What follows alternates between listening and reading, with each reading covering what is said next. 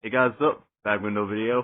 This time we're going to do a review of AEW All Out from 2021. So let's get us on the way, shall we? First off, we kicked off the show with Miro taking on Eddie Kingston for the TNT Championship. This was awesome. I like this match. I love Eddie, I love both of these men as wrestlers. Eddie Kingston, this was around his feud with John Moxley around Full Gear 2020. I started falling in love with the Eddie Kingston character.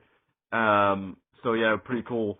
And then Miro, this was my favorite version of Miro when he was the TNT champion around this time. So yeah, these two had a good opener. It was really fun opener. The crowd in Chicago all electric, and it just was a great atmosphere and a great start to kick off the show with Miro getting the win. My only disappointment from this match was the fact that the finish was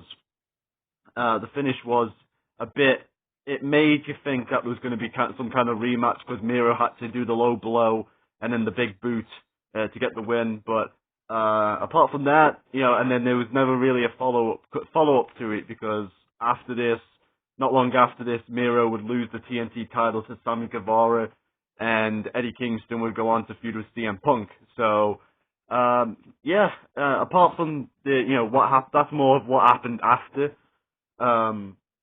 But for the match itself, it was a pretty decent opener, and Eddie Kingston and Miro, they knocked out the park. Really thought it was a really good match. Next match, we had John Moxley in action taking on Satsui Kojima. I think I said that right.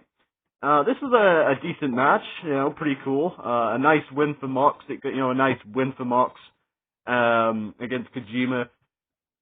Not really too much to say about that. It was a really good, it was a really hard hitting matchup, and John Moxley gets the win. And then after the match, John Moxley was, what's the word? John Moxley was confronted. That's the word I was trying to think of. John Moxley was confronted by the not debuting, Minoru Suzuki, who came out and confronted Mox, and they got into a little bit of a confrontation, and that basically set up their match on Dynamite for the next couple of months, for the month of September, with Archie getting involved and Kingston and all that stuff. So yeah, pretty cool, and the match itself with Mox and Kojima was really good, hard hitting stuff. Decent stuff, so another good match. Next match, we had Dr. Britt Baker defending the Women's Championship against Chris Statlander. Again, I like this match, really good, really decent stuff. Britt Baker had some good heel work, looked really good.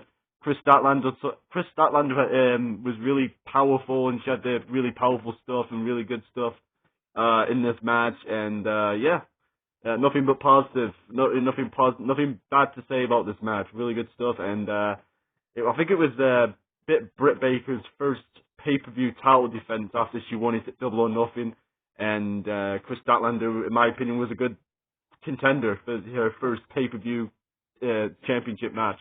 I miss Chris Statlander. Hope in 2023 she can recover from her knee injury and she can come back bigger and better than ever. So I think she's been her stuff has been really good. It's just very unfortunate that she injured her knee and then now she's injured her other knee, kind of like Chris Sabin back in the day. So hopefully she can come back and kick some ass, be good. So anyway, so let's say about that. We'll talk about that another day. That's another story for another time. So yeah, pretty good match. Britt Baker retains, and pretty good match. Really good stuff. Then the next match, we had, oh my god, I've just realized what was next. We had the Young Bucks defending the tag team titles against the Lucha Brothers in the steel cage match for the tag team titles. Boy howdy, this was fantastic. Fucking hell, I'm trying to keep down my swearing a lot because I don't want to swear too much, but freaking hell, this was awesome. Fuck, Jesus. This was awesome. First off, the Young Bucks and Lucha Brothers, I've never seen them have a so-so match. It's always been good to great. Awesome matches. This was no different. It was absolutely tremendous. The steel cage was awesome. I love the AEW steel cage. The fact that you can't win by escape, or you can't win by climbing out the cage or escaping the cage. You gotta win by pinfall submission. I like that. It's pretty awesome. And this was awesome stuff, man. I can't say enough good things about this match. Really fun stuff. It was my match of the. I think it was my match of the year for 2021 because that was fucking really good stuff. One of the best cage matches in recent memory. And I have to say recent memory because I don't want people saying like, what about this match from, you think? No, I'm not going to do a Brian Alvarez and say it was the greatest cage match of all time. I'm just going to say it was the greatest cage match, one of the best cage matches in recent memory. So, really good stuff, and hopefully that'll be the last time I bring up that fucking cocksucker Brian Alvarez's name in this video. So, anyway. Let's move on. So anyway, good match, great, awesome stuff. Lucha Brothers win the tag titles, which was the right result, and we move on to the next match, which was the Women's Casino Ladder match. This was alright stuff. Got to see some great up and coming talent like Red Velvet, Ty Conte at the time, Anna Jay, the Bunny, Hikaru Shida, some of these women who really not underperformed. What am I about? Underappreciated by some. I really appreciate them, especially at that time when I used to watch AEW Dark and Dark Elevation. Ty Conte and Anna Jay were really on the up and coming at the time. I really liked them. Really started to grow on me a lot. And of course, this was the debut of the Joker. The Joker participant at number 20. Was Ruby Soho, who came out, and she was fantastic. Good debut for Ruby Soho. Getting the win here was awesome. Shame about what happened afterwards when she loses. She lost her title match 2 weeks later, and then has kind of been just existing since then. But I thought this was a really good debut for Ruby Soho. I liked her final sequence with Thunder Rosa. Would have loved to see those two go at it in like a single match, but it's unfortunate. It's very unfortunate, but it is what it is. But as for this night, really good stuff. Loved it. It was a really good match, and I like the as I said, the final sequence with Thunder Rosa and Ruby Soho. So really good stuff. On to the next match. We have MJF taking on Chris Jericho in the final fight. As it was announced, this was the final match between Chris Jericho and MJF, where if Chris Jericho lost, he would have to retire from it. He would never wrestle again for AEW. So, kind of a predictable outcome for me personally. Like, I didn't see Chris Jericho losing this one, but the match itself, top notch, good stuff, solid match. Really, especially considering that Jericho wasn't really in the best of condition at this point. Like, he could still do a good match. This year in 2022, he's been, he's lost a lot of weight. I don't like to get on people about their physical weight and stuff, but Jericho really improved his game this year in 2022. Even if he did beat Eddie Kingston, that was not good. That's just another story for another time. But Chris Jericho and MJF, they put on a really good match. I heard a lot of people moaning about this match that Jericho buried MJF, and I hate that word. I hate it. That people say like, oh, this person buried this person. Like, when a person like MJF, like a young wrestler like MJF, gets 3 victories over a veteran like Chris Jericho, and Chris Jericho finally wins in the end, the babyface finally overcomes the dastardly heel at the end and saves his career. Like, to me, that's not a burial for MJF. Like, MJF did not lose anything by losing to Chris Jericho here. Like, I don't understand that philosophy, but, that is some people's explanation. That's not mine. I think this match was really good, and I think it was the right outcome. Chris Jericho winning. Speaking of which, we have the debut.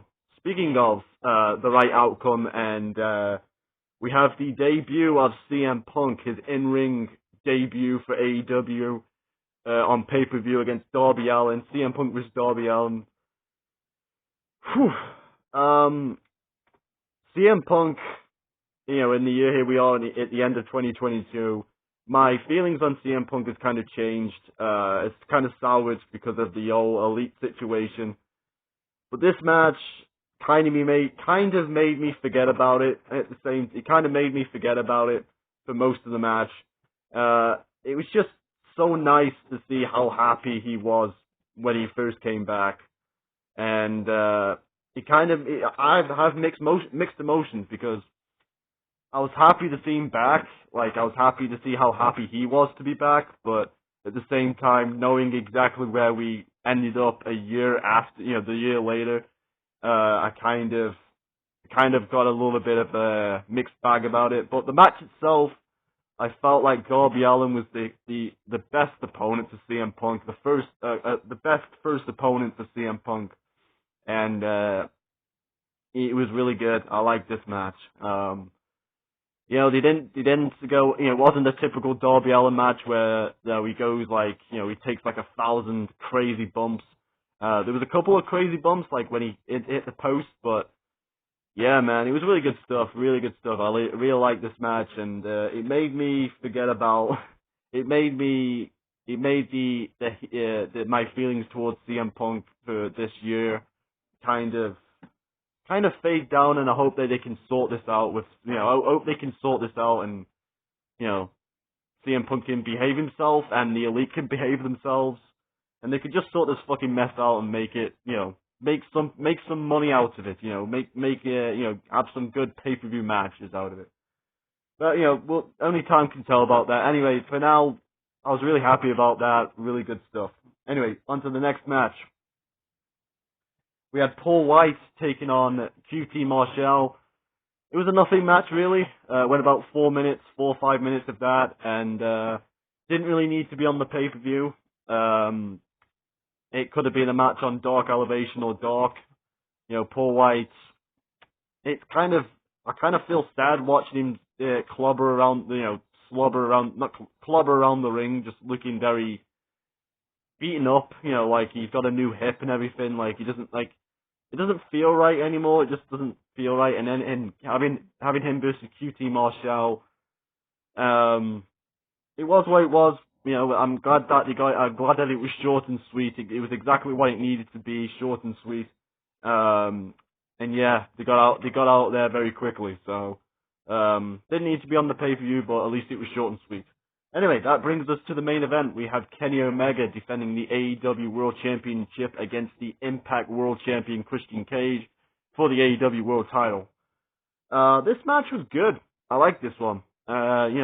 I didn't appreciate Kenny Omega's work around this time because, when you hear so many people, like, it's the same thing with Omega and Okada when you hear people talk about how great Kenny Omega is as a wrestler, and you kind of get sick and tired of hearing about it a little bit. Like, to me personally anyway, it's like, oh, Kenny Omega's so great, it's so great, it's so great. When you hear that non-stop, and you feel, you just like, to me anyway, it just got to me a little bit. So, going back and watching this match, I'm like, yeah, really good stuff. And him and Christian had a good match. I think my one problem with this match, and I think with the crowd as well, was it was kind of predictable that no one really believed Christian was going to win the World Championship, the AEW World Championship. But it was still a good performance. They did a table spot. They did the finish with the one-winged angel off the top rope was really good. Really good match. And then of course, after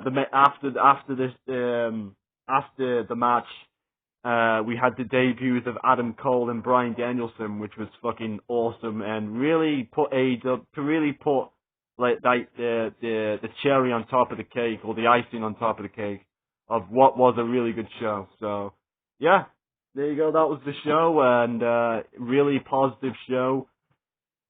Really awesome. I really enjoyed the show. I'm really glad that Beatdown Bunny suggested me to watch this show. And sorry it took me so long to get to this, but things are, it is what it is. I was determined to get this done before the end of the year, and I've done it now. So anyway, I'm going to give this show a massive 10 out of 10. I really loved this show, and it made me fall in love again. So thank you for that, guys. Hope you enjoyed the video, and I'll see you again next time. And I'm out. Kaboom!